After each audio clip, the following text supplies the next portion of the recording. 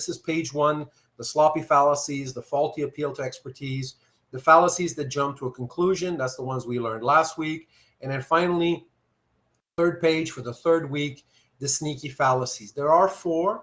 I'm going to read just the titles: circular reasoning, switching meanings, switching issues, appeal to ignorance. These come under different names sometimes. Circular reasoning can be called begging the question.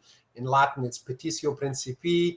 Switching meanings often can be called equivocation. Switching issues is sometimes called red herring or diversion. Appeal to ignorance, typically I think it's called appeal to ignorance. But just so you know, I've tried to choose labels where really they wear their meaning on their sleeve. So the title itself captures what it is the fallacy is committing. And so I'm going to go over, like we did last week, I'm going to go over each one of these, give you an example, and then we'll see if they're clear, and then we'll take off one by one. So let's have a look here. Circular reasoning. This is making an argument where the conclusion figures somewhere as a premise. This fallacy includes descriptions that employ conclusion-assuming words and expressions. So circular reasoning, I'm going to share screen with you an example. We're going to make a, and this, I think of all of the fallacies, I think if there was one that I see the most often, and I think is the hardest one to get rid of, it would be circular reasoning. I really do. Let's imagine the following example. I think all of you can agree that that this is not a helpful argument. Let me just remove the thing here. And just to check here, can everyone see the letter I've just typed here, just to verify that we can all see this well?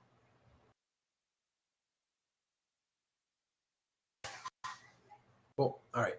Cool. Thank you. All right. Imagine I said, this is wrong. All right. That's not an argument. Why is it wrong? This is wrong. Now it's going to become an argument because I'm going to give you an answer, right? Because it is wrong. Well, look, if I say this, right, this is wrong because it is wrong, it has the surface structure of an argument, right? You have an indicator word here, because, right? But the reason given is the same thing as the conclusion. Like if I had to number this, strictly speaking, using our first month skills, once you've numbered a proposition, when it reoccurs, you have to number it as well, the same number. Technically, it's this. You'd have to number it 1 again, right? This is wrong and it is wrong. That says the same thing.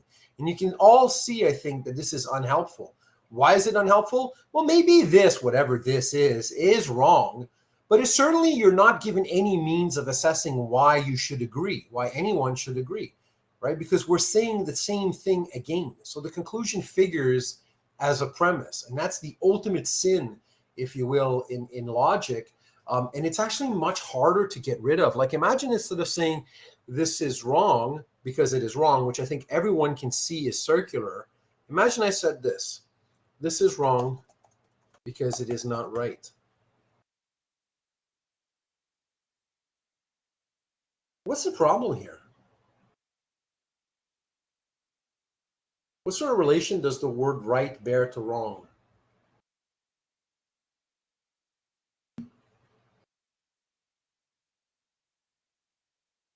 It's true that we're not given any evidence, but importantly, right just is the contrary word of wrong. When I say not right, it's the opposite word of wrong. Exactly. I'm saying, again, this is a circle. This is wrong because it is not right. Says the same thing twice. I'm assuming this is circular reasoning. I'm assuming the very thing I'm trying to prove. So he said that this is wrong. Fair enough. Why? And the reason is, well, it's not right. That says the same thing. It's like saying it's wrong, just says it differently, right? And so circular reasoning, precisely because it doesn't add anything informative, has the surface appearance of an argument, but it's actually not an argument. And it's extremely easy to get caught. It's extremely easy to make the circular circles, actually. I think that's one of the biggest fallacies I encounter when I'm reading student work in other courses. Very few students will say this, right? This is wrong because it is wrong. That's no different, by the way, than just if I said this is wrong and I just add a bunch of, exclamation marks. If I say something twice, right? this is wrong, this is wrong, this is wrong, I'm not actually adding anything to my initial statement. If I keep saying this is wrong, more iterations, more tokens of the same proposition doesn't help us one bit. Well, it's no different if I just say this is wrong because it is wrong. Most people don't make that mistake, but often you will find a situation where someone says this is wrong because it is not right. And so to spot a circle, you have to identify the conclusion, and then you have to look over all of the premises and ask yourself, is the conclusion showing up in the premises? Is the argument assuming the very thing it's trying to prove? And this requires your month one skills to see what's the main conclusion. And if the answer is that the argument is assuming the very thing it's trying to prove, then it's committing circular reasoning. Let me pause and then check in with you. Is that clear, everyone? If that's clear, type in clear. If you've got a question, ask your question.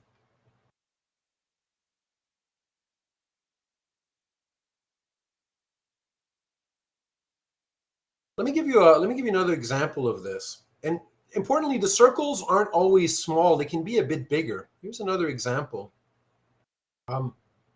Imagine there's this argument. God exists. It says so in this book, which was dictated by God. The conclusion is God exists. Maybe he does, maybe he doesn't. What are the reasons given here? Well, because it says so in this book, right? And if we left it at that, that wouldn't be a very good reason, right? So, because of course, the next question I'm going to ask, so if you guys say God exists, I go, Kyung, I go, why?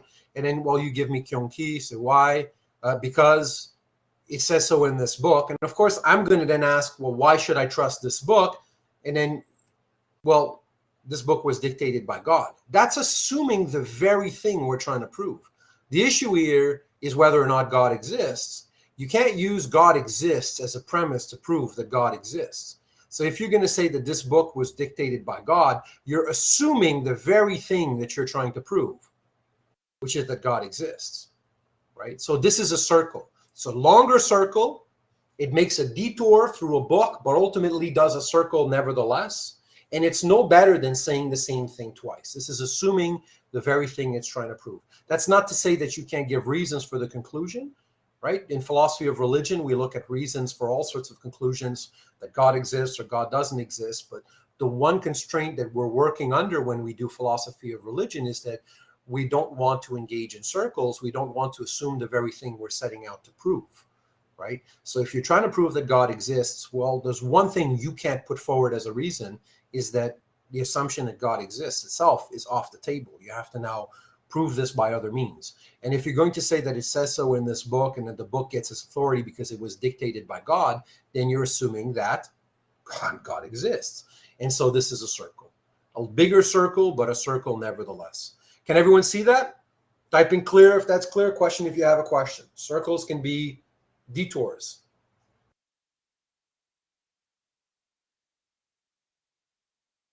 Here's another one I once encountered that annoyed me, right? This is in a documentary. I was teaching philosophy of sport one time, and some senator in the States was saying anabolic steroids are dangerous. And then the person had said, where's the evidence? They had to ask essentially why, right? Where's the evidence? And so we cannot conduct. This was the answer by the politician. We cannot conduct studies showing this because it is unethical to expose test subjects to dangerous substances.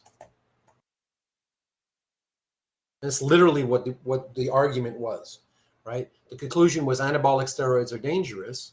And of course, folks in certain communities who know better know that that's just not true. And so that when pressed to say, well, where's your evidence for saying that they're dangerous?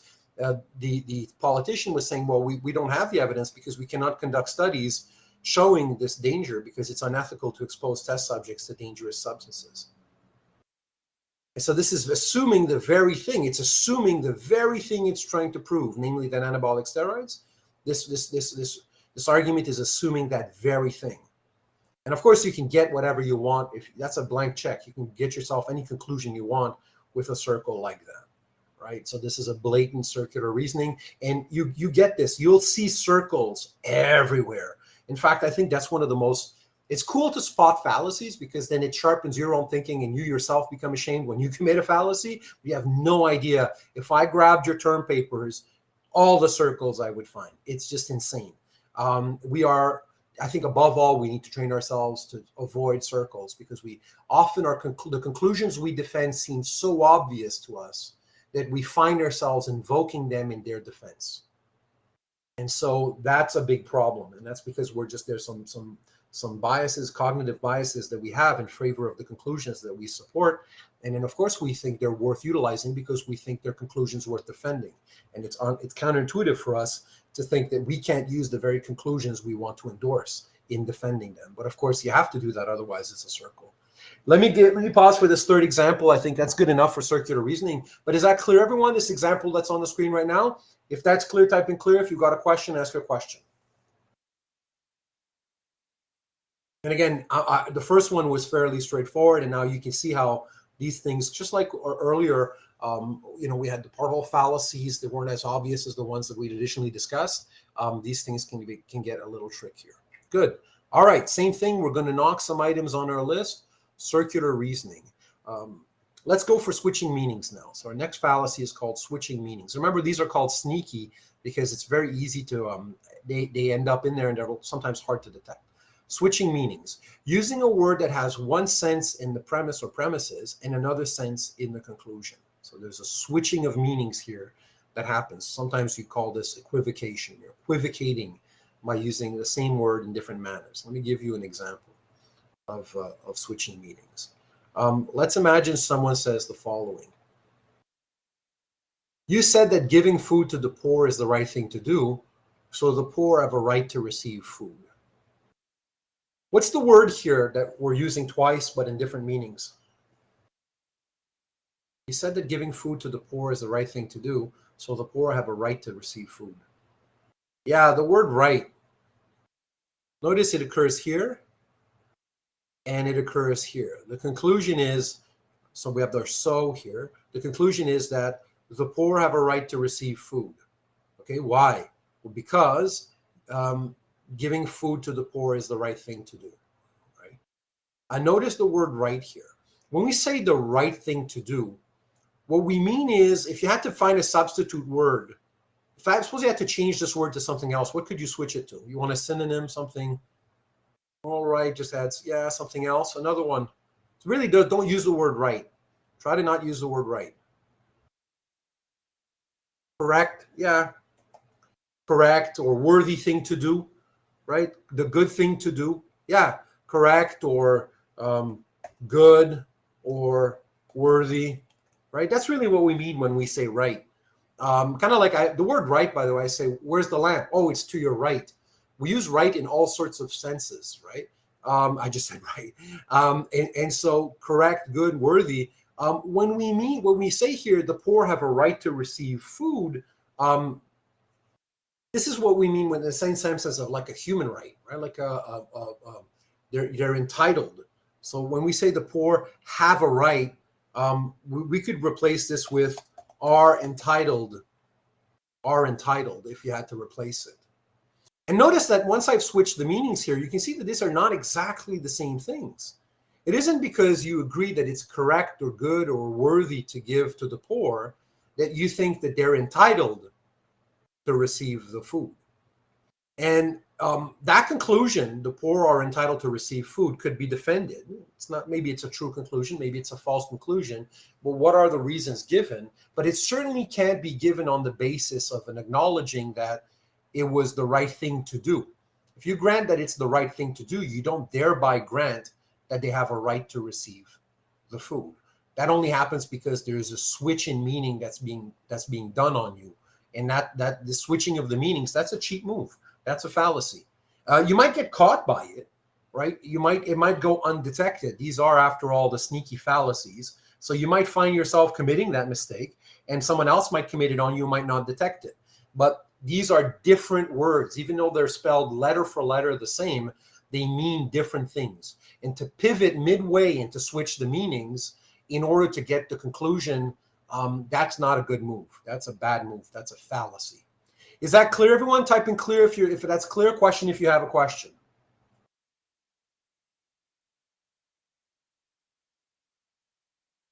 And especially, by the way, when these are verbal debates, if something's happening orally, it's much harder sometimes to track these things. And you could find yourself both committing or falling victim to these kinds of fallacies, especially when they're happening in real time. The quicker things happen, the more susceptible we are to making mistakes in reasoning. So that's switching meanings. Switching issues now. This is also a problem. It's trying to support one proposition by arguing for another, usually less contentious proposition. So just as you can't just switch meanings midway, you can't switch issues midway. Go back and let's have a look at an example. Let's imagine, and this one's not, you could make it an obvious one. Hold on, let me make an obvious one first, and I'll do a less obvious one.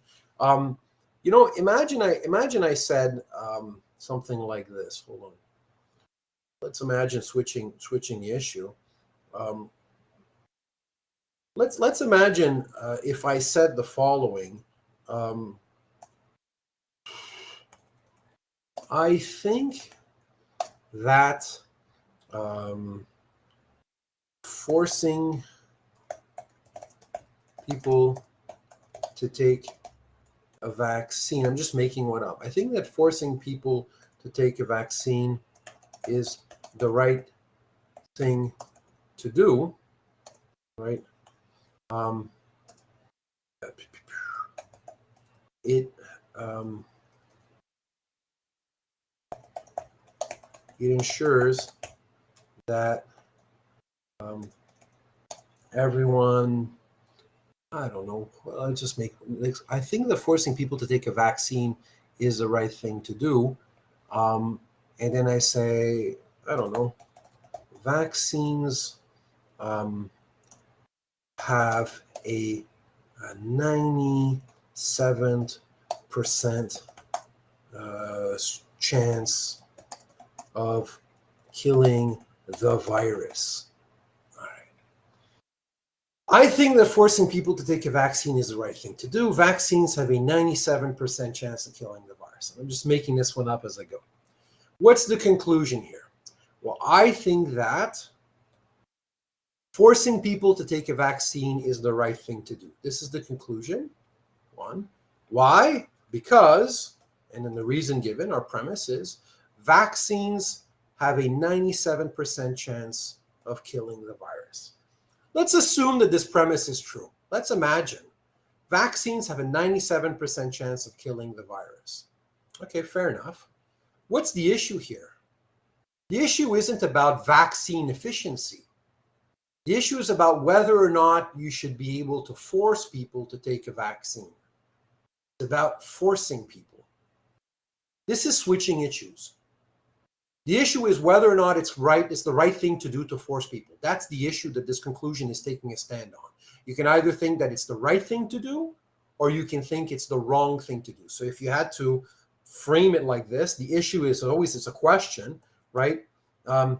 Is it right or wrong to force people to take a vaccine? This is the issue. Like, imagine if we're doing an ethics course, bioethics or whatever, and this is the issue. Is it right or wrong to force? We're talking about whether or not it's right or wrong to force people. And all of a sudden, instead of actually answering this issue, the argument is giving us a conclusion about this issue. Namely, the answer, if that's the issue, then this person is saying, yes, it is the right thing to do. It is right to force people. Fair enough. So they're taking a stand on this issue. But what's the reason they bring forward? A reason that has to do with nothing about forcing people. It just has to do with the percentage of killing the virus or whatever. Right? So midway there, the issue was switched. And notice what I say here, right? I say that usually when we're switching, we tend to switch to another less contentious proposition. That's the whole advantage of switching issues as far as a fallacy, is that you switch over to something a little more manageable. Like, let's say, for instance, there's a fact out there that you can rely on to establish that the vaccines have a 97% chance of killing the virus. Nothing about this premise lends support to a conclusion about forcing people. This is a descriptive fact about the vaccine's efficiency, and this is an ethical claim about the right or not to force people to do as you wish. Right? And so midway here, the issue was changed. The issue for premise one, if you look at the first claim, right? The issue is it right or wrong to force people to take vaccines? And then the issue surrounding claim two is the vaccine effective? Those are separate issues. Is it right or wrong to force people, should we force, let's make it even more tight, right? Should we force people to take a vaccine, or should, let's say, the state force people to take a vaccine? And then there's the question of is the vaccine effective? And in order to defend a position on the first issue, what we're given is a reason for the second issue. So midway, we switched from issue 1 to issue 2. And these are the sorts of things I'm sure you've encountered. And that's a fallacy. If we're going to ask whether or not the state should force people to take a vaccine, or whether anyone, right, should we force people to take a vaccine, let's tackle that issue head on. Let's not switch it to something more manageable, like, is the vaccine effective? Because a vaccine could be effective. That does nothing to show that you should force it on others. Even if it was 100%. That doesn't mean you should have to. How do you get that? How do you go from that to forcing it on others? And so here there's a switch midway. We go from this issue to that issue. And notice how quickly it happens, right? These are the sorts of things, they're sneaky. You easily could have fallen for this argument. You easily could have made this argument. Is that clear, everyone? If that's clear, type in clear. If you've got a question, ask your question.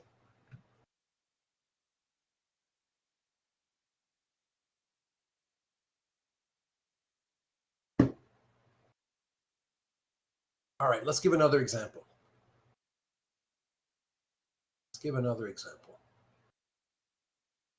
Government should fund the arts. Artists have to work hard to create masterpieces, and admission to the top art schools is even more competitive than admission to law school. Right. So what's the main conclusion of this argument? Government should fund the arts. Artists have to work hard to create masterpieces, and admission to the top art schools is even more competitive than admission to law school. What's the main conclusion of this argument? What's it arguing for? What's its point?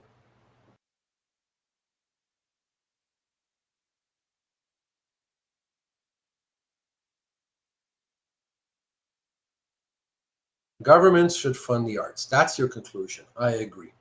Right? That's the conclusion. Let's label it number 1. Government should fund the arts. And so if you had to sort of call out the issue, right? The issue would be this, right? Should government fund the arts? Or you might want to ask it in a slightly different manner. You should say, should the arts be government funded, right? That's the issue. All right, cool. Someone's telling us their stance on this issue. They said, yes, the government should fund the arts. You could also say, no, the government should not fund the arts. I mean, this is a yes or no issue, right? Should the arts be government funded? You can either say yes or you can say no. This person's going to say yes. Fair enough. I can't wait to hear your reasons. And then what do we get? Well, then we get all of this here, that artists have to work hard to create masterpieces, and admission to the top art schools is even more competitive than admission to law school. So these are 2 reasons given. Presumably they would be independent reasons. So artists have to work hard to create masterpieces, and 3, admission to top art schools is even more competitive. And so 2 and 3 have to do with a separate issue, right? Are the arts difficult? Is essentially the question. And it's saying, yes, the arts are difficult. And it's doing work to establish that. Let me color code this. Everything here in orange right, is meant to establish whether or not the arts are difficult. But that's not the point. That's not the issue. The issue was whether or not should the arts be government funded. This was the initial issue. At least if you look at the conclusion, right? This is what it's taking a stand on. It's taking a stand on this issue in purple, right? So nothing about the stuff in orange. Again, just like the vaccine efficiency did nothing to establish that it should be forced, right? You know, vitamins are good for you, but no one forces you to take them. You know, and so nothing about this actually supports the conclusion. It's okay, it's getting you to nod yes to the orange part, and in hoping that you won't notice that thereby there's been a bait and switch, right? And it's gotten you to nod yes to a different issue. So you could easily, the truth is, you could easily nod yes to this. Let's say that artists have to work hard to create masterpieces, and that admission to the top art schools is more competitive than admission to law school. Let's say these are true premises. Premise one is true, and premise two is true, and premise three is true. All right, so we nod yes to that. The premises are true. None of that truth percolates down like a coffee drip to the conclusion that governments should fund the arts. There's nothing in there about the government, about funding, nothing there. You need more work to be connecting these things. It's addressing a separate issue. So midway, we got issue switch. We went from should the arts be government funded to are the arts difficult? And once again, the bait and switch is because presumably the issue in orange is a little more manageable than the issue in purple.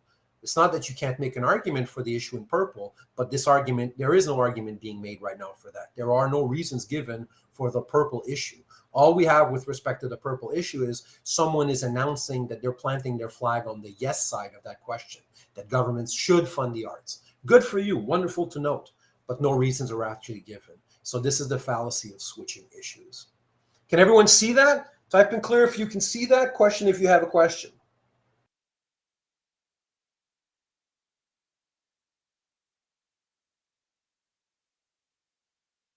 I'll give you one more. I'll give you one more. Just because these are the sneaky ones, I'll give you one more, right?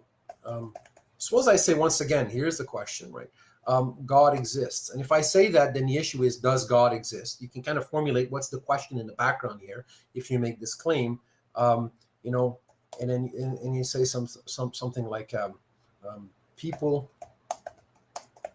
who pray feel great and have lower stress levels.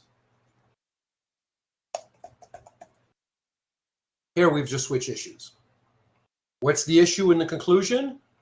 The issue is, does God exist? Right? That's the issue. And it's taking it's planting its flag on the yes, God exists. Fair enough. But then it's switching to an issue, another issue, right? Does prayer help? Or something like that. Does prayer help? Which is, yeah, that's that you could imagine that prayer helps. But none of that does anything to establish whether or not God exists. Everything that's here, let's again put this in orange, everything that's in orange, as wonderful as it is, does nothing to establish the conclusion in purple, because we're switching issues. There's an issue here, right, about the benefits of prayer, and there's an issue about the existence of God, and those are separate issues. And it's not like providing this, it provides a reason for this conclusion. It looks like an argument. Right? You can imagine putting a because, right? God exists because people who pray feel great and have lower stress levels. But the truth is, even if you put because, right? Or even if you switch it around and you say therefore, right? You can say people who pray feel great and have lower stress levels, thus God exists. Wait, hold on. Wait, what? How does that follow? Right? It doesn't. It doesn't follow because we switch midway to the issue, does God exist, to the other issue, which is, does prayer help? Now, granted, maybe it's in the vicinity, thematically speaking, but it's a separate issue. So notice, again, the switching issues can happen. Again, this is, I think that after maybe circular reasoning, this is probably one that you'll encounter a lot. Does that make sense? Last checking in with you for this one. Is that clear, everyone? If that's clear, type in clear. If you've got a question, ask your question. Keep your eyes on the prize here. What's the issue, right? Address the damn issue. If you want to, if you want to get support a conclusion, you can go ahead and do that, but you have to actually support the conclusion on that particular issue, not switch to something that's more manageable. All right, let's do appeal to ignorance now.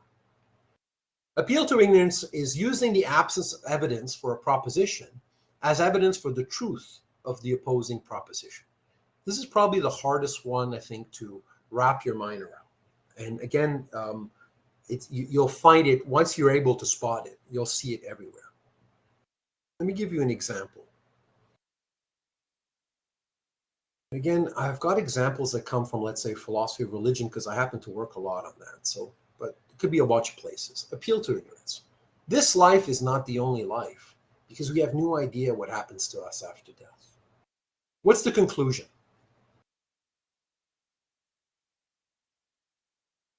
This is an argument. It has a conclusion. What's the conclusion of the argument?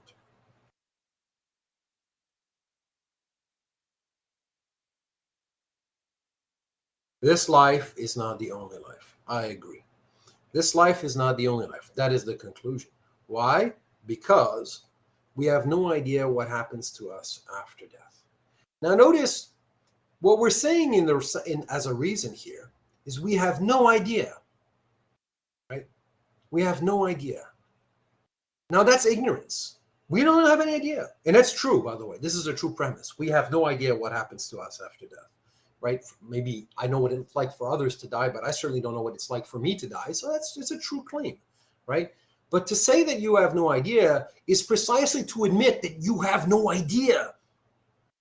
And then all of a sudden, despite this admission that we don't have any idea, what you get is, therefore, and then a very contentful, very committed view is taken that this life is not the only life. Right? If suppose someone said, this life is perhaps not the only life, this would not be a fallacy. And this word being there, right? That's perfectly fine. You just admitted that you have no idea what's on the other side. So, perhaps this life is not the only life. That is not what is being said. What's being said is that, no, for real, this life is not the only life. There's a level of confidence here. And you have to ask yourself, where is this confidence coming from, given that you literally don't know what's on the other side? That's literally the premise you're putting forward in support of your conclusion.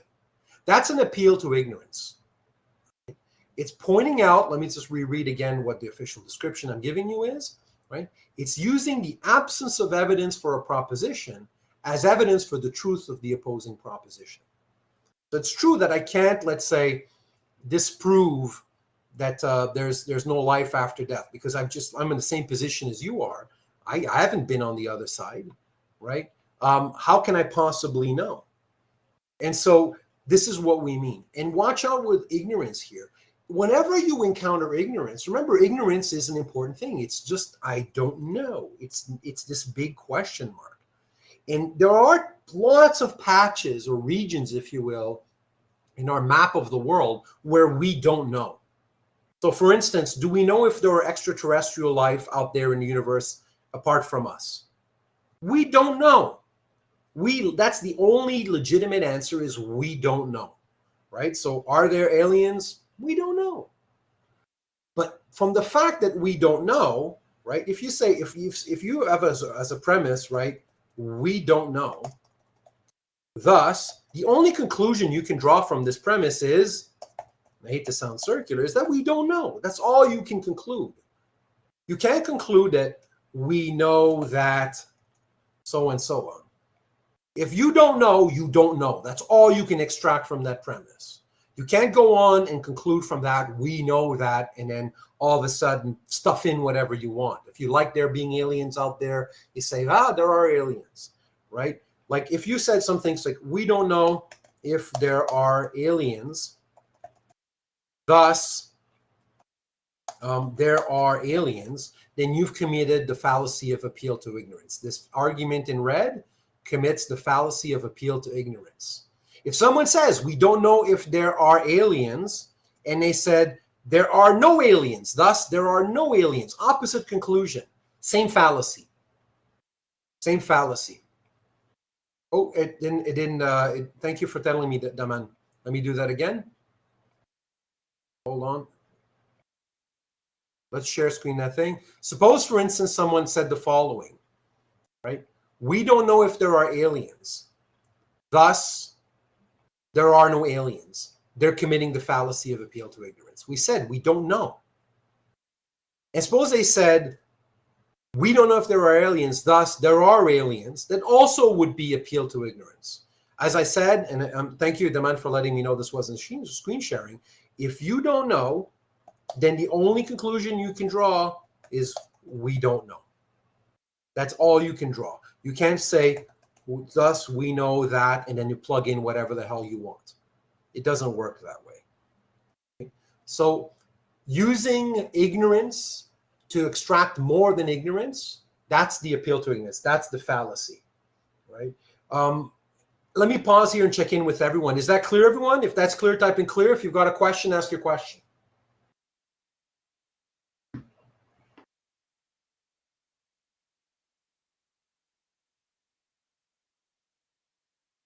Let's imagine, for instance, I say, I don't know. Let's pick something. Napoleon was murdered by poisoning, and I say, no scholar can prove that he wasn't. The conclusion is that Napoleon was murdered by poisoning. Okay, well, what's your evidence? Well, if the evidence is that no scholar can prove otherwise, right? No scholar can prove that he wasn't poisoned. That's an appeal to ignorance. The fact that you can't prove that he wasn't poisoned is not evidence that he was poisoned. Let me say that again. The fact that you cannot prove, there's a double negation here, so you have to wrap your mind around that one. The fact that you cannot prove that he wasn't poisoned doesn't mean that he was. There's a slogan in the, I remember in the UFO world, people who like flying saucers, people who like UFOs, now they're called, what are they called? Unidentified aerial phenomena, UAPs. They change these every 10 years. Someone had said this, absence of evidence, this is the slogan. It's the world's worst slogan because it blatantly captures the appeal to ignorance. Absence of evidence is not evidence of absence. Absence of evidence is not evidence of absence. So people use this slogan to keep believing in, let's say, aliens visiting the earth. And then you say, well, where's the evidence? We have none, but absence of evidence is not evidence of absence. Well, you can get whatever you want with that. And this is a blatant appeal to ignorance. Absence of evidence is not evidence of absence. Anything along that slogan can get you anything. And that's the problem with appeal to ignorance. On the one hand, it violates the very admission that you don't know by claiming to know. And on the other hand, it's too powerful because that would prove anything. You could prove anything with that strategy. Anytime I can't come up with evidence, you say, well, absence of evidence is not evidence of absence, right? It's like, I think Lily, murdered JFK, and go, really? Do you have any proof? No, but absence of evidence is not evidence of absence, right? Like, that's just wrong. Can everyone see that? If that's clear, type in clear. If you've got a question, ask your question.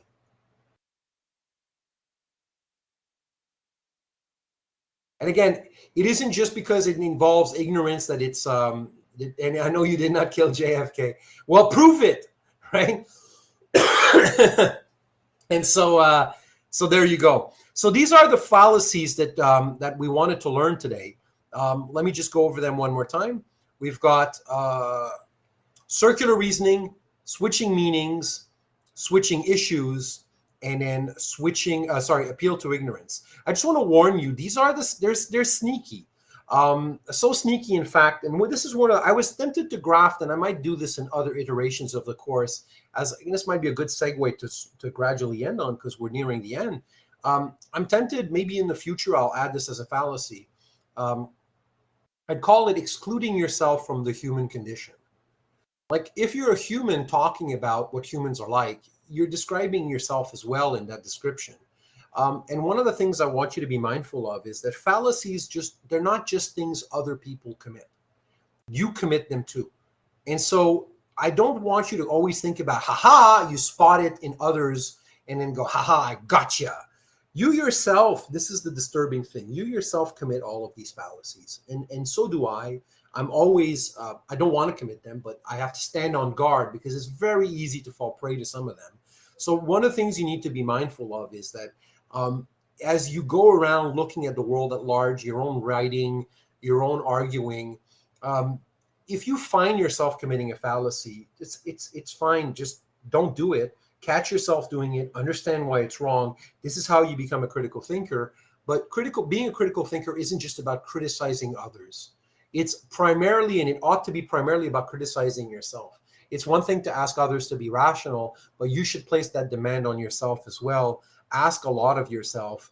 And you will find, if you're honest, that oh my God, I've been engaging in circular reasoning. That maybe some of my most cherished beliefs hang on nothing more than a switch of meanings, than an appeal to ignorance. Let's say if you're confident in life after death just because no one knows what's on the other side, I'm sorry, but that belief rests. You got to come up with a better basis for that belief if you're going to keep that belief, because it's just an appeal to ignorance. Likewise, if you've bought into a circle, if there's some circular reasoning, then you've got some problems. Here's a circular argument. I like to do this when I discuss philosophy of religion. I go, hold on, let me write. Imagine I say, everything that is written in this box is true. And then I'm going to go ahead and here I go. I make a box. Everything that is written in this box is true. Is this a true statement? Well, yeah, it's in the box, right? It's a true statement. So everything that is written in this box is true. That statement itself is in the box, so it must be true. All right, cool. I can help myself to whatever I want now.